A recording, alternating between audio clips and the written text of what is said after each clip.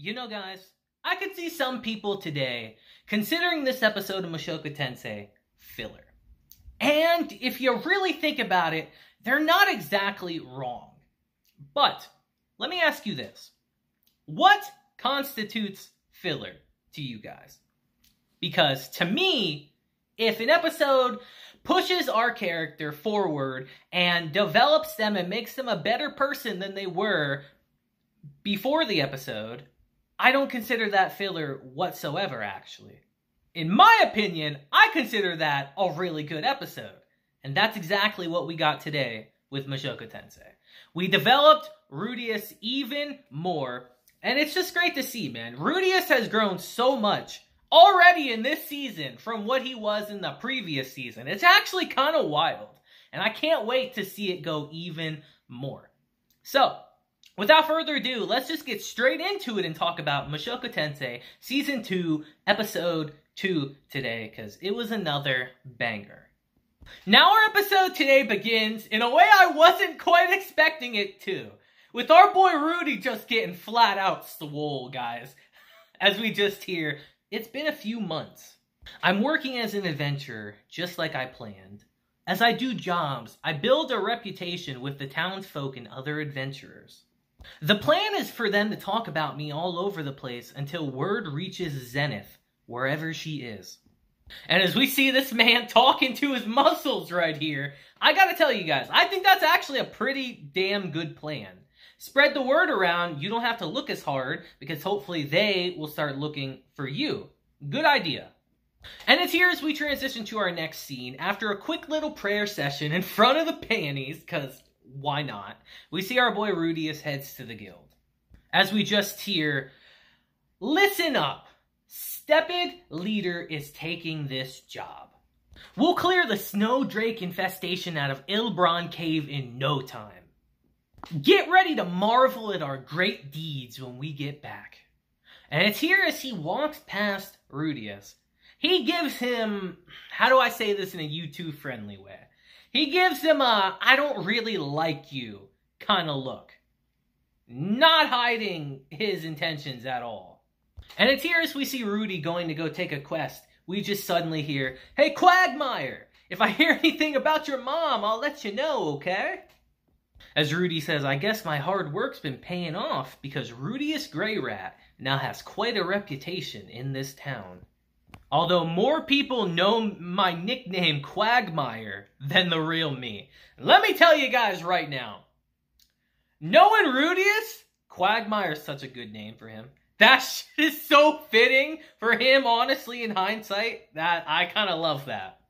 And it's here as we see Rudeus going about his day. We see that he's just doing everything he can, helping anyone he can to try to get his name out there, to spread the word, you know, and also just kind of being a good guy in a way, you know.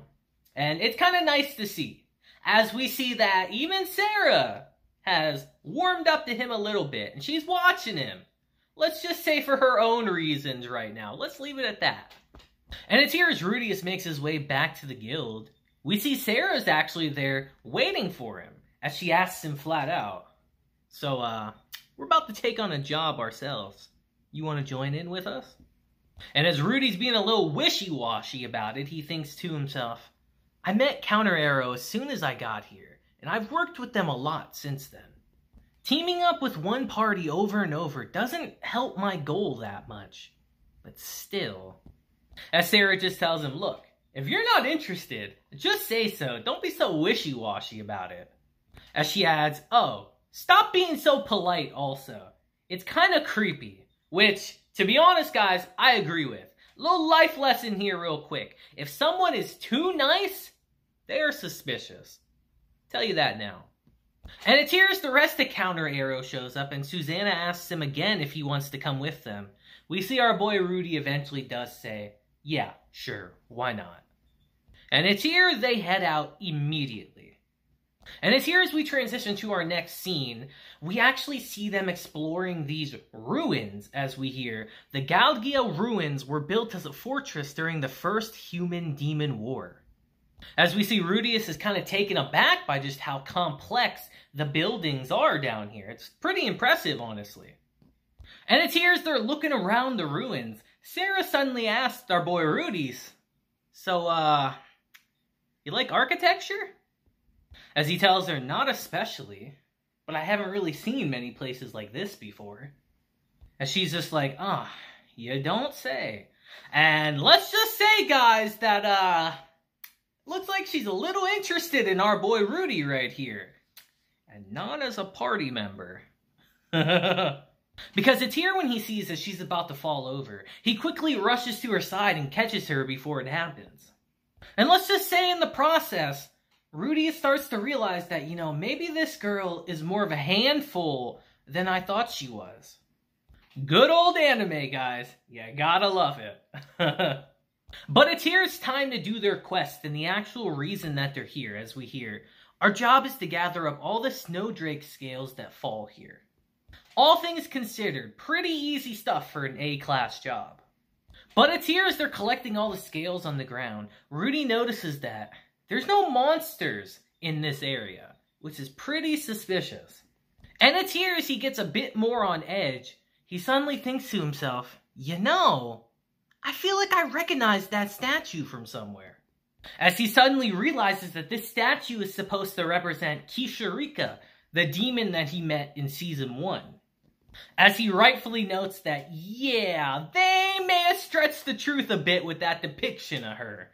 And it's here in this moment, all of a sudden, we see things start to take a turn for the worse, as they suddenly get attacked by snowdrakes themselves.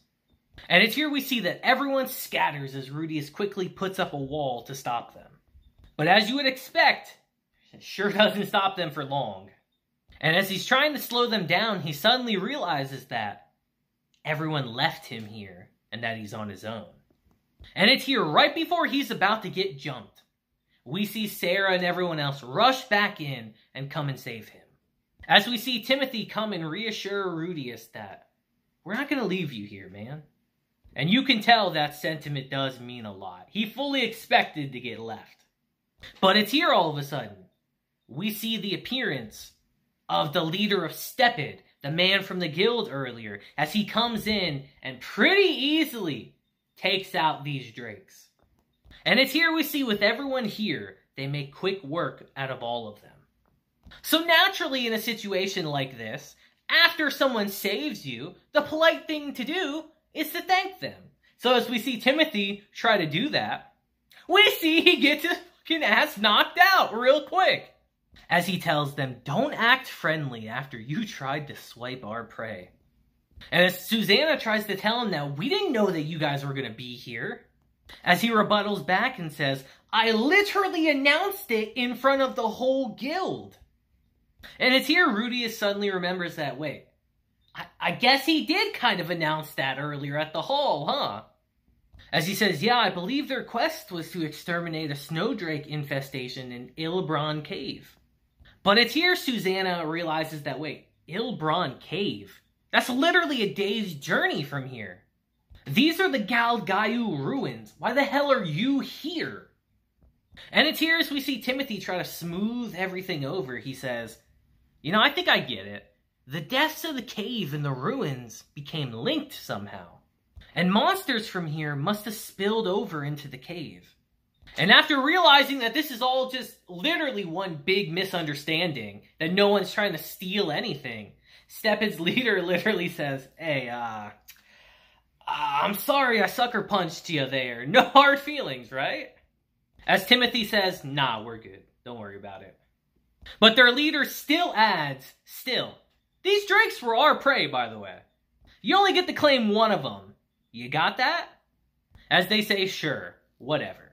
Hell, guys, they didn't even come for this stuff. That's just a bonus. That's literally just a bonus. Why not take it? But it's here, with that settled, guys.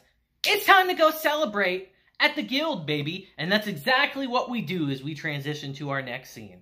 As we hear, surviving a run-in with that many monsters really was a stroke of luck. As Sarah says, you sure got lucky back there, Rudy. You're lucky it was us back there. Most parties would have left you to die. And as Rudy tells her thank you, she says, don't thank me. Timothy and Susanna deserve the credit. As Susanna says, "You say that, but you rushed to help before any of us, Sarah. I don't know when I've ever seen you so passionate about something before." As she just tells her, "Susanna, shut up." Our boy Rudeus always gets the tsunderes, guys. It's just a thing. It always happens. But it's here as if to just completely ruin the mood entirely. We see Stepid's leader come back, and what do you know? He's drunk. And as this man literally stumbles his way over here, he tells them, "You know, back at the cave, I was a little bit on edge." As he tells them, "You know, that was my bad back there." But then quickly adds to Timothy, "Man, your face really pisses me off though, what can I say? You're always grinning like an idiot. I can't stand anyone who takes a punch and backs down without even arguing. Sometimes a man's gotta fight." Which I kind of agree with to an extent. But it's here as he looks at Rudy. He suddenly says, "Quagmire, this guy over here is okay. I can deal with him. But you're the worst." As he just starts unloading into Rudeus saying, "Why are you always so worried about how other folks see you? That grin of yours makes me sick. Maybe you think it's a smile, but it ain't.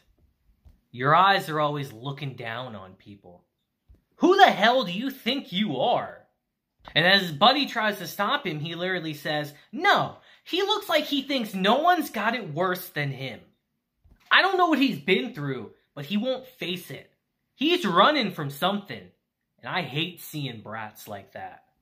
And as we see Rudeus try to quell his anger by literally telling him, "From now on, I'll do my best to stay out of your sight then." He literally breaks the table and says, "What is your problem? You making fun of me right now? Where do you get off turning down money to get your name out there? We all need money to live." And as his one party member's dragging him off, he shouts at him, "What's wrong, Quagmire? Are you even enjoying life? If not, you can drop dead. I'm sick of seeing your sorry self." And as he leaves, we see Rudeus trying his absolute best to keep a smile on his face. Now, could Stepid's leader have said this in a better way? Absolutely. But is what he said to Rudeus wrong, necessarily? No, honestly. Because Rudeus really does walk around with kind of a condescending smile on his face, with an air of indifference about him in a way. Because you know he subconsciously is thinking to himself that, yeah, my problems are more important than all of your guys' problems are. And you can really see that. The leader sees that in his actions, and it rubs him the wrong way, which honestly is understandable. Like, Rudeus has gotten better since last week, but he's not anywhere near where he was before. He still has quite a long ways to go. A broken heart does not heal that quickly. And it's here as we transition to the next day. We see that things are still quite tense between them. But it's here as Rudeus notices Susanna and the rest of Counter Arrow coming back to the guild. Things start to take a bit of a turn right here. Because as he walks up to them and asks them if something's wrong because they're clearly distressed, they tell him, "It's Mimir and Sarah." As Susanna tells him, "They're dead." And it's here Timothy clarifies and says, "Well, Mimir's dead, but Sarah just got separated from us. We might still be able to find her if we leave now." As we see that he is clearly distraught from them having to leave them out there because there's a blizzard going on right now. They couldn't go and look for them in this condition. And it's here as Rudy asks them where they last saw Sarah. They tell him that she's in Trier Forest to the west. The blizzard blinded us, and on top of that, a herd of snow buffalo attacked. And it's here after hearing this news, we see Rudeus decides to go off and look for Sarah on his own, as he quite literally blows away the blizzard. And it's here as he's out looking for her, he starts reflecting to himself like, what the hell am I doing? Is this supposed to make me feel better? What would make me feel better? I don't even really care if she's alive or dead. But right now, I guess I just want to accomplish something. Or maybe I just want to choose not to turn my back on someone, like Eris turned her back on me. And as we see him just casually start slaughtering the snow buffalo around him, he thinks to himself, what's the point of doing all this? What do I want to accomplish, really? And it's here as he digs through the skeletons, he ends up finding Mimir's body. And upon even closer inspection, he finds Sarah's earring. And it's here, thinking that she's dead, he starts thinking to himself, Sarah and I weren't even that close. But lately she hasn't been so mean to me.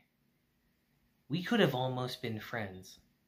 But it's here, as if out of a pure stroke of luck, he gets attacked by a tree and then sees that Sarah is still alive, entangled in it. As we see our boy Rudy quickly rush to her aid and free her from the tree, as he has to jump into the water to get away from it. And it's here she starts slowly regaining consciousness. He tells her, I'm here to save you. And it's here as we transition to them in a cave waiting out this blizzard. We see that Rudeus starts healing her wounds.